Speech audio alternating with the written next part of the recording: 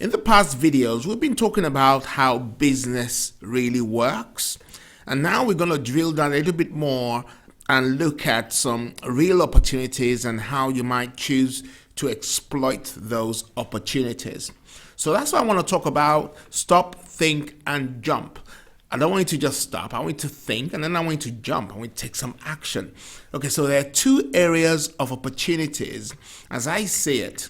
And those areas are hobby and skill-based businesses, or idea and opportunity-based businesses. I'm going to tell you what they are in a moment.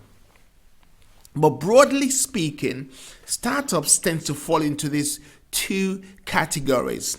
One category, like I said, is hobby and skill-based businesses, and the other is ideas and opportunity-based businesses. So let's talk first about the hobby and skill-based businesses. These are businesses that somebody starts because they already have a hobby towards making something, doing something, or they are they have a skill that enables them to actually provide a particular service. So one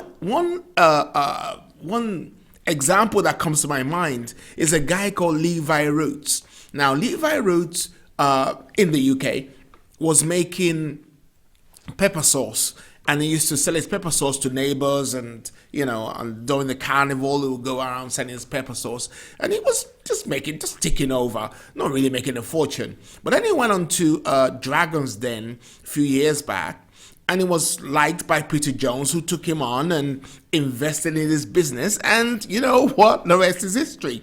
As far as I'm concerned, I think Levi Roots is now a multimillionaire from the sale of his pepper sauce.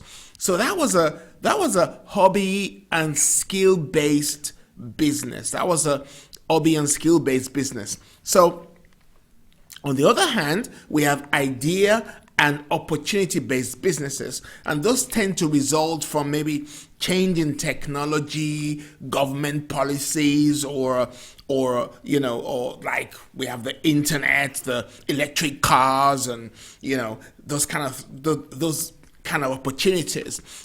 They come from somebody just spotting a gap in the market and chooses to exploit those gaps. And that person may not necessarily have the skill, but they have the entrepreneurial flair that is going to help them to actually turn that idea or opportunity into a very fledgling business. So that's the opportunity or idea-based type of business. You don't necessarily have the skill, but you can see a gap in the market, and you're choosing to exploit that gap by providing a particular product or service for financial benefit, and obviously job satisfaction too. So those tend to be the two areas where startups originate. So when someone is thinking about a business, they tend to think about it in those two broad categories: hobby and skill-based businesses, idea and opportunity-based businesses. Okay, so with that said, let's go a little bit further now and look at some of the advantages of each of those types of categories. So I want to talk about the hobby and skill-based businesses first. I want to look at the advantages of having a hobby and a skill-based business. Well, the first that comes to my mind is the passion. So somebody already has a passion to exploit that area, that opportunity, because they have a skill and they're very in tuned with the market. The other thing is that they have experience and skill to actually make the business work. They don't have to learn, they've got to learn, but they don't have to learn much to start the business, because they're already doing it in some shape or form. Either they're supplying their jewelry and their arts and craft and their paintings to their neighbors or to their family, but they already have the experience and skill necessary to produce a product for the business. Perhaps they also have the understanding of how the industry works.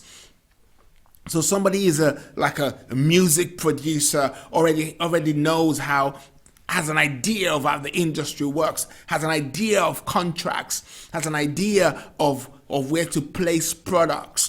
They have some contacts. If you're a very good gardener, you kind of know how things work. You have an understanding of the business because you've done it before. So it's a real hobby and skill-based type of business. So you have contacts that you're already plowing and working with. So these are tremendous advantages for anyone thinking of starting a hobby and skill-based business.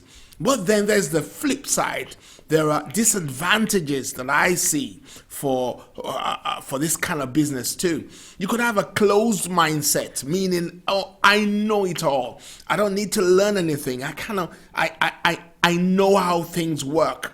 Or you may ignore new technology or new opportunities that could come up that could help the business to fuel it and get it forward. You could ignore that because you already know something. So you got to be careful about that. The other thing about this type of hobby and skill-based business is because you can have blind spots. You're not really seeing some things because you feel that you've done it before. So these two disadvantages, we're going to be careful of them. But overall, I actually think somebody thinking about starting a hobby and skill-based business is in the right place, is in a good place to be, because you have the passion, the experience and skill, the understanding and the contacts, and you can work yourself, you can work around the disadvantages and make sure you don't really get involved in the blind spot or overcome them, so to speak. So the next video, we're going to look at the idea and opportunity-based business, talk a little bit about that, and then come up with some conclusions that I think will really help you to choose which one you're going to do. Either you're going to pursue a hobby and skill-based business, or you're going to pursue an idea and opportunity-based business. So I'll see you in the next video.